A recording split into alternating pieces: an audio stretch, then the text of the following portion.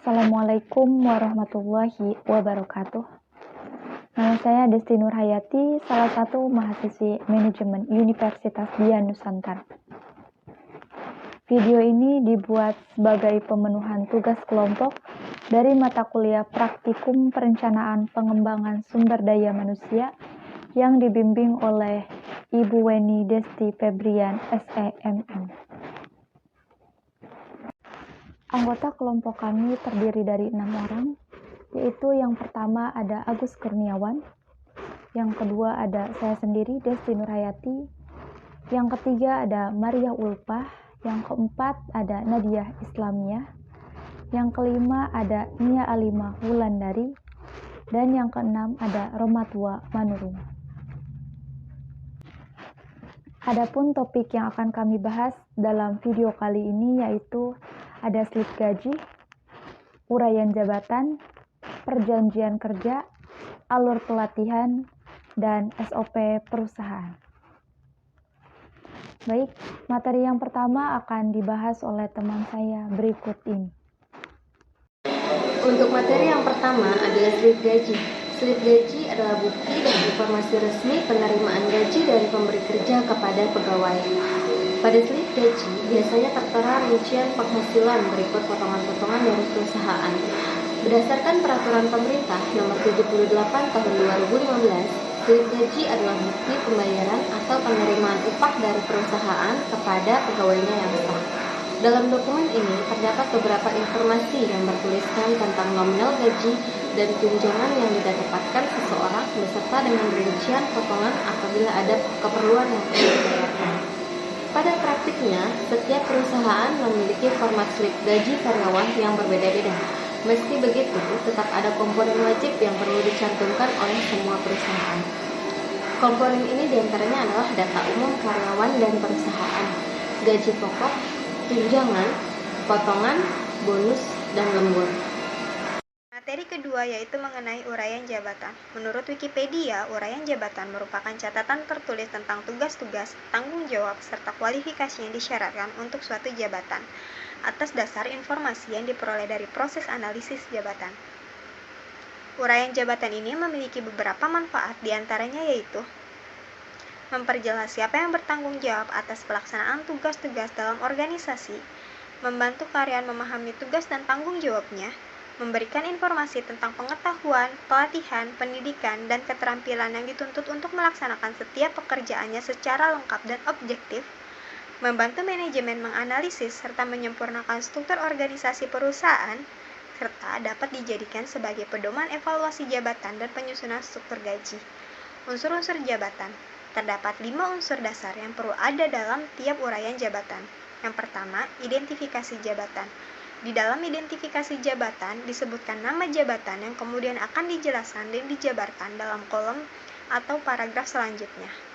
Yang kedua yaitu ringkasan jabatan. Dalam ringkasan jabatan akan dijelaskan mengenai apa saja yang akan dilakukan karyawan yang memegang jabatan tersebut secara menyeluruh. Yang ketiga, uraian tugas tentang tanggung jawab. Di dalam uraian ini akan menguraikan dan dituliskan secara paragraf maupun poin-poin tugas apa saja yang harus dilakukan dan tanggung jawab umum apa saja yang akan dipikul oleh karyawan pada jabatan tersebut. Yang keempat yaitu tanggung jawab terhadap atasan. Hal ini dijelaskan tentang tanggung jawab apa saja yang akan dipikul karyawan terhadap atasan secara spesifik. Dan yang terakhir yaitu spesifikasi jabatan. Spesifikasi jabatan merupakan syarat-syarat dari karyawan yang menempati jabatan tersebut, sehingga karyawan yang menempati jabatan tersebut sesuai dengan apa yang dibutuhkan oleh perusahaan atau organisasi. Di sini saya akan membahas tentang perjanjian kerja. Perjanjian kerja merupakan salah satu elemen penting dalam ketenagakerjaan, karena dalam perjanjian kerja ini antara pihak pemberi kerja atau pengusaha dan penerima kerja atau tenaga kerja sama-sama mengikatkan diri dalam hal hak dan kewajiban masing-masing. Dalam Undang-Undang Nomor 13 Tahun 2003 tentang ketenagakerjaan disebutkan bahwa perjanjian kerja adalah perjanjian antara pekerja atau buruh dengan pengusaha atau pemberi kerja yang memuat syarat-syarat kerja, hak, dan kewajiban. Dijelaskan dalam pasal 52 ayat 1 Undang-Undang Nomor 13 Tahun 2003 disebutkan ada 4 syarat yang diperlukan dalam pembuatan perjanjian kerja, yaitu yang pertama adanya kesepakatan antara kedua belah pihak, yang kedua adanya kemampuan dan kecakapan para pihak dalam melakukan perbuatan hukum, yang ketiga adanya suatu pekerjaan yang diperjanjikan, yang keempat pekerjaan yang diperjanjikan ini tidak bertentangan dengan ketertiban umum, kesusilaan, dan peraturan perundangan-perundangan yang berlaku. Dalam hal surat perjanjian kerja, lalu setelah syarat-syarat di atas terpenuhi, maka perlu diperhatikan hal-hal apa saja yang perlu dicantumkan dalam surat perjanjian kerja. Di dalam pasal 54 Undang-Undang Ketenagakerjaan disebutkan, suatu perjanjian kerja yang ditulis harus memuat sekurang-kurangnya yaitu yang pertama, nama, alamat perusahaan, dan jenis usaha. Yang kedua, nama, jenis kelamin, umur, dan alamat pekerja atau buruh. Yang ketiga, jabatan atau jenis pekerjaan. Yang keempat, tempat pekerjaan. Yang kelima, besarnya upah dan cara pembayarannya. Yang keenam, syarat-syarat kerja yang memuat hak dan kewajiban pengusaha dan pekerja atau buruh. Yang ketujuh, mulai dan jangka waktu berlakunya perjanjian kerja. Yang kedelapan, tempat dan tanggal perjanjian kerja dibuat. Yang kesembilan, tanda tangan para pihak dalam perjanjian kerja. Fungsi dan manfaat. Layaknya dokumen tertulis lainnya, surat perjanjian kerja memiliki fungsi dan manfaat, yaitu sebagai berikut. Fungsi yang pertama, menyebutkan secara rinci hak dan kewajiban antara perusahaan dan karyawan. Fungsi yang kedua, membentuk ekspektasi dan menjadi pedoman kedua belah pihak dalam menjalani kerjasama. Fungsi yang ketiga, menghindari hal-hal yang tidak diinginkan seperti eksploitasi karyawan atau jumlah besaran gaji yang tidak sesuai. Fungsi yang keempat, memfasilitasi cara pemecahan masalah di kemudian hari sesuai hukum yang berlaku. Di sini terdapat contoh perjanjian kerja. Surat perjanjian kerja yang pertama berisi tentang nama, jabatan, alamat dari pihak pertama. Dari pihak kedua berisi tentang nama, tempat tanggal lahir, pendidikan terakhir, jenis kelamin, agama, alamat, nomor KTP atau SIM, dan nomor telepon. Pada pasal yang pertama berisi tentang masa kerja. Pada pasal yang kedua berisi tentang tata tertib perusahaan. Pada pasal yang ketiga berisi tentang jam kerja. Pada pasal yang keempat berisi tentang penempatan tugas dan tanggung jawab. Pada pasal yang kelima berisi tentang perpanjangan masa kontrak kerja. Pada pasal yang keenam berisi tentang gaji pokok dan tunjangan-tunjangan. Pada pasal yang ketujuh berisi tentang lembur. Pada pasal yang kedelapan berisi tentang cuti. Pada pasal yang kesembilan berisi tentang pengobatan. Pada pasal yang ke-10 berisi tentang kerja rangkap. Pada pasal yang ke-11 berisi tentang pemutusan hubungan kerja atau PHK. Pada pasal yang ke-12 berisi tentang pengunduran diri. Pada pasal yang ke-13 berisi tentang berakhirnya perjanjian. Berakhirnya perjanjian ini antara kedua belah pihak, seperti pihak kedua meninggal dunia atau melakukan tindakan pidana atau perdata. Pasal yang ke-14, keadaan darurat atau force majeure. Perjanjian ini akan berhenti dengan sendirinya jika situasi memaksa seperti bencana alam, pemberontakan, dan lain-lainnya. Pasal yang ke-15, penyelesaian perselisihan antara kedua belah pihak, dan pasal yang ke-17 berisi tentang penutup, serta ditandatangani oleh pihak pertama dan pihak kedua. Demikian isi surat perjanjian. Terima kasih. Saya akan menjelaskan tentang alur pelatihan.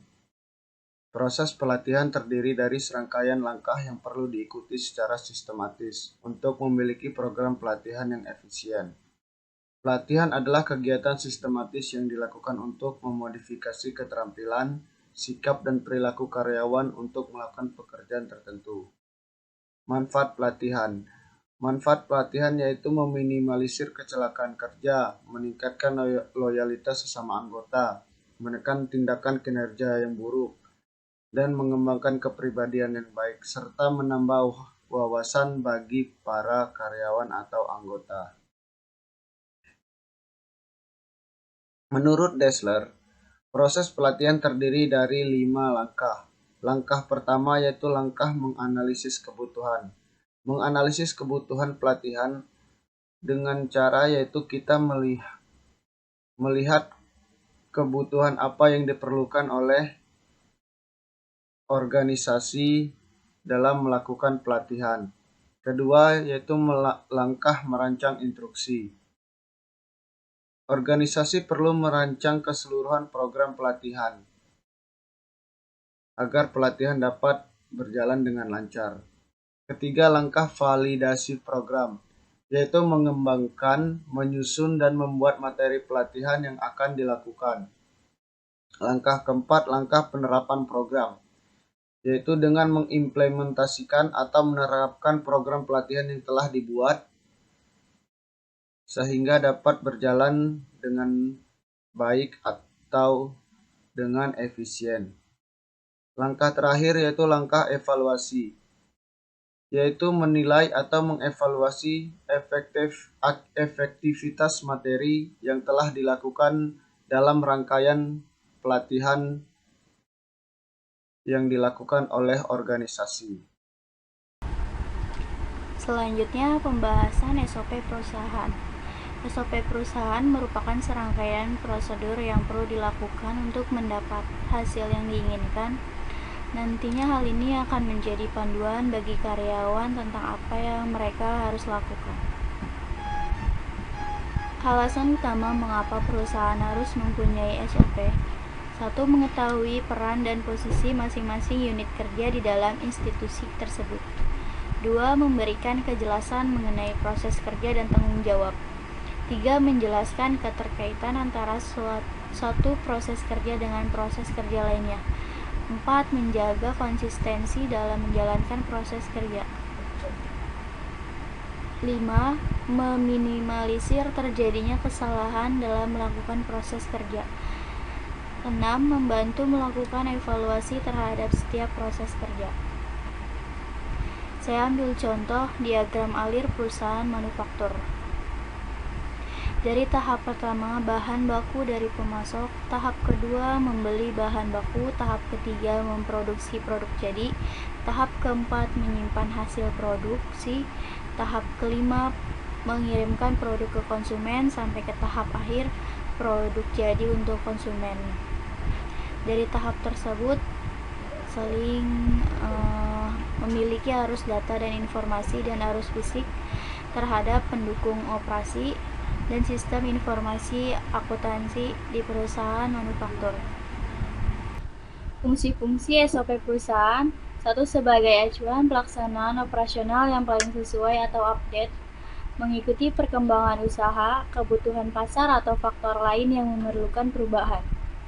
Yang terakhir, sebagai media dokumentasi atas segala kegiatan operasional perusahaan, di mana hal ini akan sangat dibutuhkan ketika proses evaluasi ataupun audit. Itulah video dari kelompok kami. Mohon maaf bila ada kekurangan. Demikian dan terima kasih.